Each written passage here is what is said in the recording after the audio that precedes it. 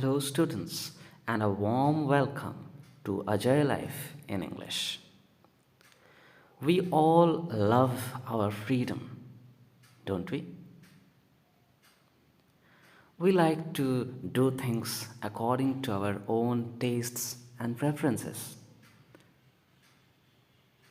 We like to visit the places we want to, make friends whom we like, and wear dresses that catches our fancy.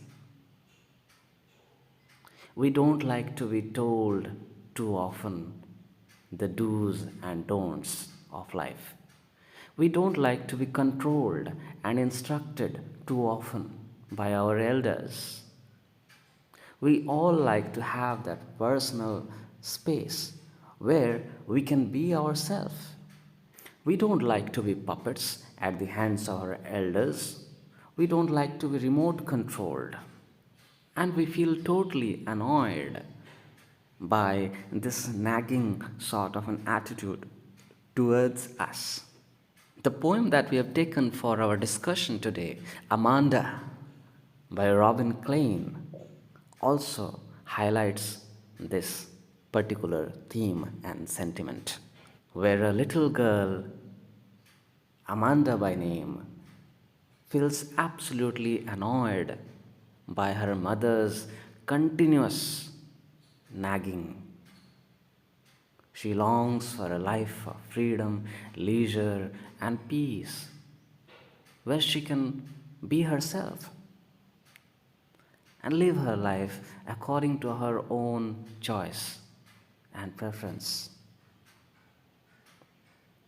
A note about Robin Klein. Robin Klein is an Australian author, a children's author, to be precise, and don't go by the first name Robin. She is actually a female writer. Robin Klein is not a male writer. Robin Klein is a female writer from Australia, and she is a children's author. Before we move to the text of the poem, I would like to draw your attention to the title, Amanda,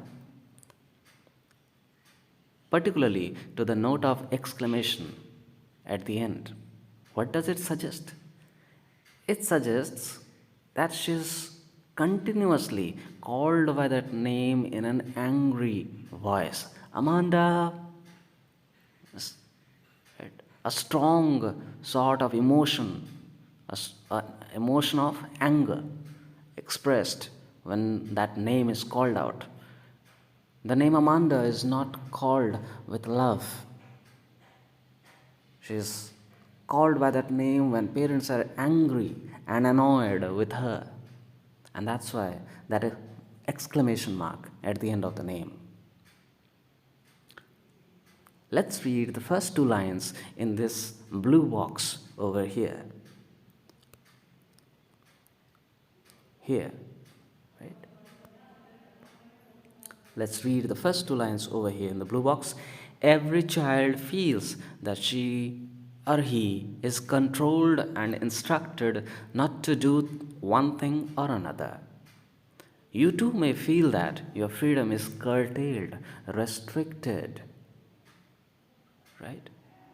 Yes, we all feel like that. We all are annoyed when our freedom is restricted. Now, an important thing I would like to tell you here is that when we are children, we don't realize what is good and what is bad for us. We just don't like to be told. We just don't like to be instructed so very often.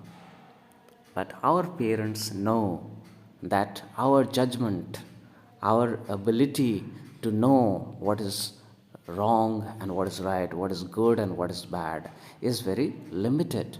And that's why they interfere in our life so strongly and so forcefully.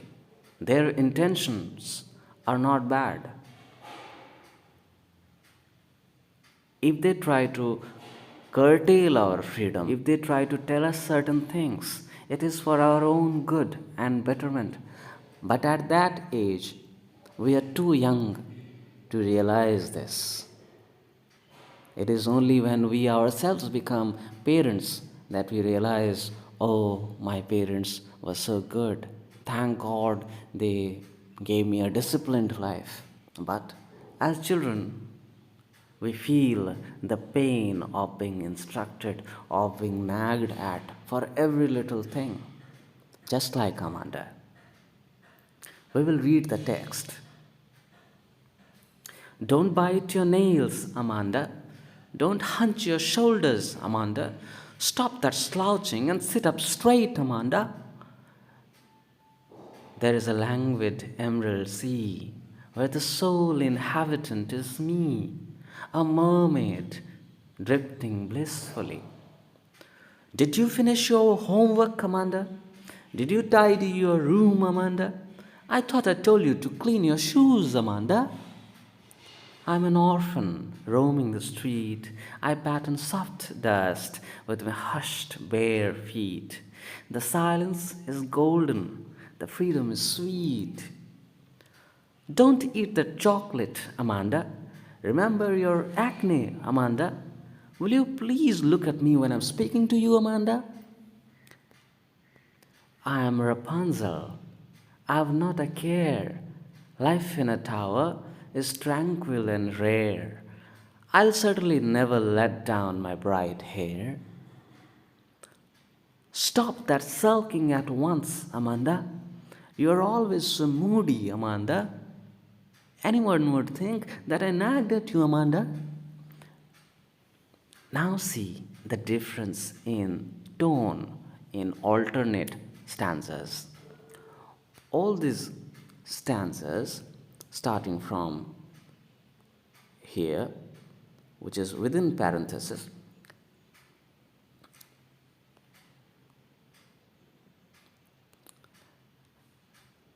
the stanzas which are within parenthesis are the words spoken by Amanda herself. It is not her mother. We break the stanzas, we number the stanzas here. This is stanza number 1,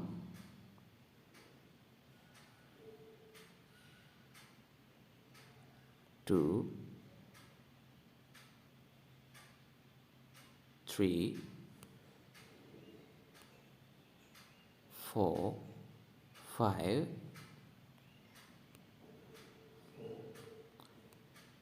6, and 7.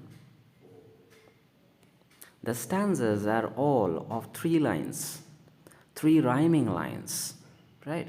And a stanza of 3 rhyming lines are called by the name tercets. What are they called? They are called tercets, Tercets. So there are 7 tercets because there are 7 stanzas in the poem. See, right here. So we will say that there are 7 tercets. Every stanza is rhyming. Amanda, Amanda, Amanda. And then there is see, me, blissfully, right? Street, feet, sweet. You see, a rhyming 3-line, a set of 3 rhyming lines will be called tercets. Now, the alternate stanzas, stanza number 2, 4, and 6, are spoken by Amanda herself, where she longs for her freedom, longs for her happiness, her privacy, longs for a life that she chooses. Right? Now let's analyze one stanza at a time. First stanza says, "Don't bite your nails, Amanda." Children, small children, they often bite their nails. So we know as elders that it's a bad habit, and we try to stop them from doing that and tell them instantly that stop biting your nails, don't bite your nails. So Amanda is also told the same by her mother. Don't hunch your shoulders, Amanda, maintain proper posture. We tell children to sit up straight, to not keep their shoulders down, to keep their shoulders up and sit up straight. So mother tells her, don't hunch your shoulders, Amanda. Stop that slouching and sit up straight. Sit up straight. So you have to keep your backbone straight. Otherwise, when you grow old, you'll have a hump back. You'll have a humped back. Do we want that? No, we don't want our children to have humped backs when they grow old. So, as parents, they tell us, don't hunch your shoulders, stop that slouching and sit up straight. The second stanza belongs to, these are words from the ideal world of Amanda's imagination. Right? She says, there is a languid emerald sea where the sole inhabitant is me, a mermaid drifting blissfully. Languid is relaxed and peaceful. Emerald, is bright green in color.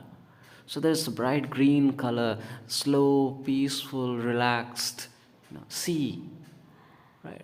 The sea, waves are moving in a peaceful, relaxed manner.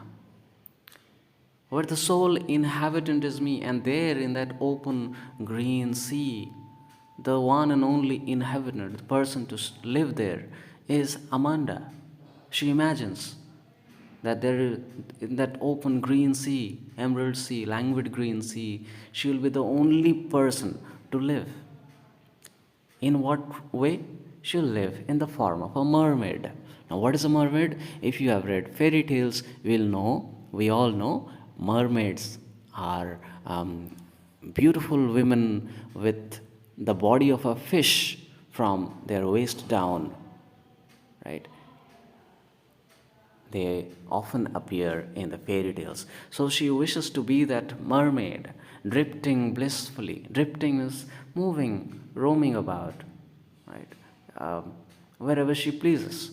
Of course, in that sea, in that emerald green sea, she wishes to move around, float around in the waves, drift around in the waves, and with no restrictions. Now back to reality. In the third stanza, mother says, did you finish your homework, Amanda? Did you tidy your room, Amanda? I thought I told you to clean your shoes, Amanda. So again, mother had given her 3 important works. She reminds Amanda of 3 important works. She had asked her to do her homework. Then to tidy her room. And then to clean her shoes. To tidy her room and to clean her shoes. So 3 important works: to do her homework, to tidy her room, and to clean her shoes. So mother reminds her in an angry tone, did you finish your homework, Amanda? Did you tidy your room, Amanda? I thought I told you to clean your shoes, Amanda. Amanda does not care. Amanda does not pay attention to her mother's voice at all. She is lost in her daydreamings. She is lost in her own thoughts, an ideal world of fantasy and imagination. She says, I am an orphan roaming the street. I pattern soft dust with my hushed, bare feet. The silence is golden. The freedom is sweet. She is not an orphan. She has parents at her house, but she imagines herself to be an orphan. Who is an orphan? One who does not have parents, does not have a proper house, who roams around idle in the streets with nobody to look after, nobody to tell what to do and what not to do. She wants to live the life of an orphan who can roam the street freely, who can draw patterns on the soft sand with her hushed, bare feet, with nobody to tell her that don't dirty yourself, Amanda. You will dirty yourself if you play in the sand, in the dust. So stay away from the dust. Now, an orphan has nobody to say things like that. They can be what they want to. Yes, they have their own struggles and hardships, but they have the freedom, and freedom to Amanda is precious, more precious than the material happiness. She says, the silence is golden, is extremely precious. She would give anything for the silence. There's so much continuous noise and nagging and shouting and screaming in the house that she would give anything for a peaceful existence. The silence is golden, she says, extremely precious to her. The freedom is dear. The freedom is sweet. She would love to have that personal space, that freedom to do things according to her own choice and preference. Then again, back to reality, mother calls her aloud. Don't eat that chocolate, Amanda. So she was probably daydreaming with a chocolate in her hand. Mother tells her, don't eat that chocolate, Amanda. Mother forbids her from eating that chocolate. Mother asks her not to eat that chocolate. Remember your acne, Amanda? Do keep in mind you have those acne in your face. Now girls are terribly scared of acne. Nobody would like them, nobody would make friends with them. It would be bias, in fact, to say only girls are worried. Even boys are also worried about having acne and pimples on their face. Right? We all want to look beautiful and handsome. Who wants to look ugly and bad? No. But remember here, acne and pimples are not the same. In fact, I have written down that meaning for you. Acne here, in Hindi we call it muhasa. Acne is a disease and pimples are one of its symptoms. So acne is a bigger problem. It's a disease and pimples are temporary, the symptoms of having an acne. So mother forbids Amanda from eating chocolates because she has acne problems.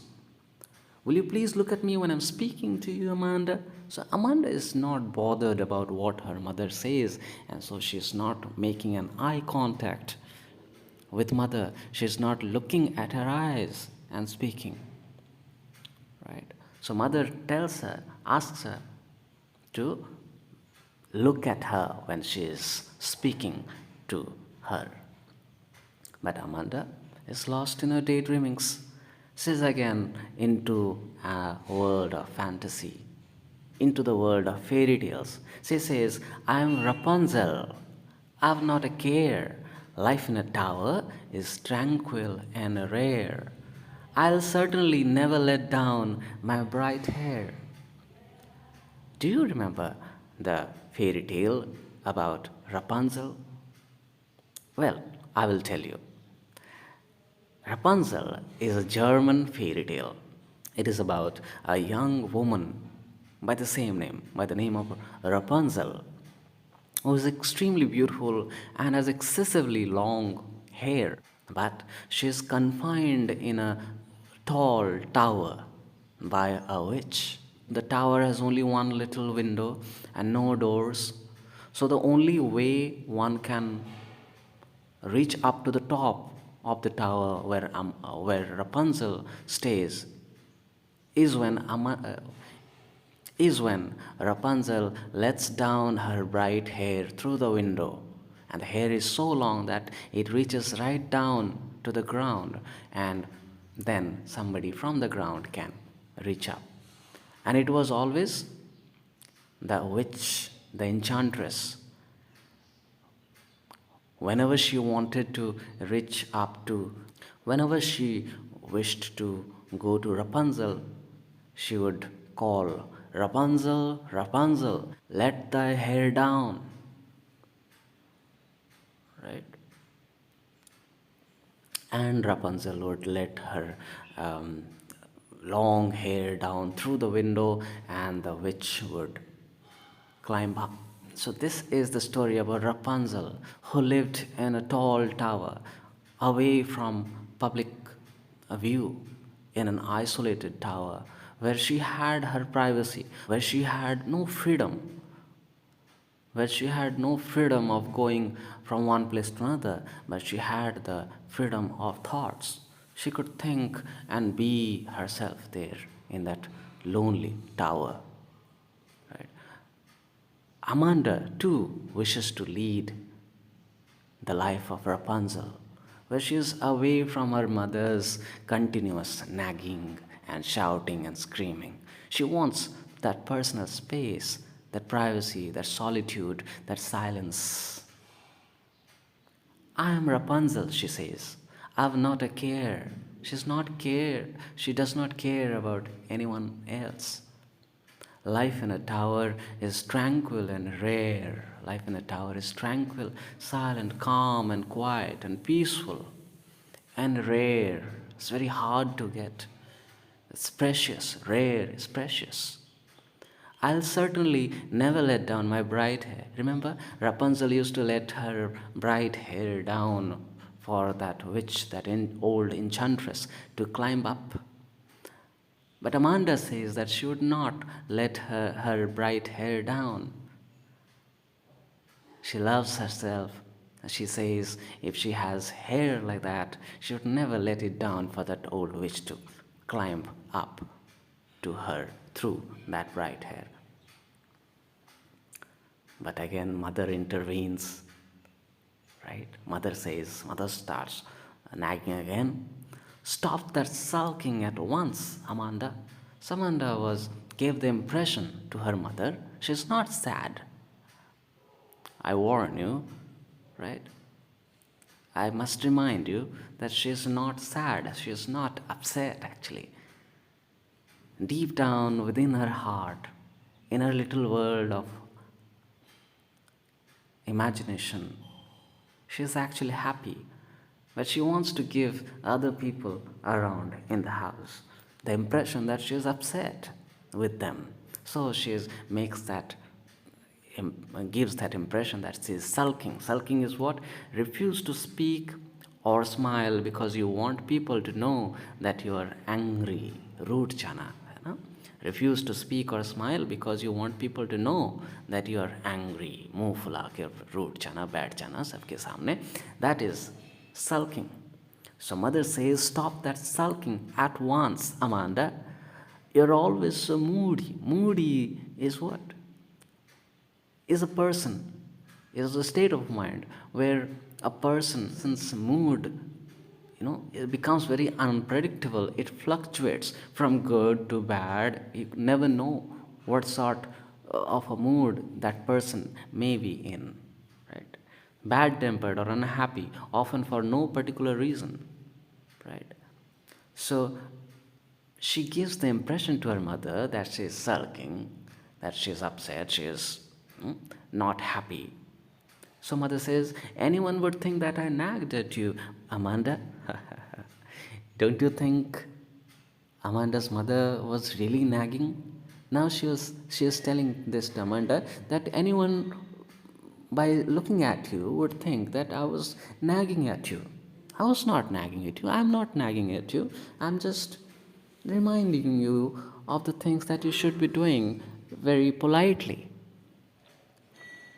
I'm not nagging at you, but anyone who would see you with this face would say that I'm nagging at you, and I don't want that. So stop sulking at once, immediately.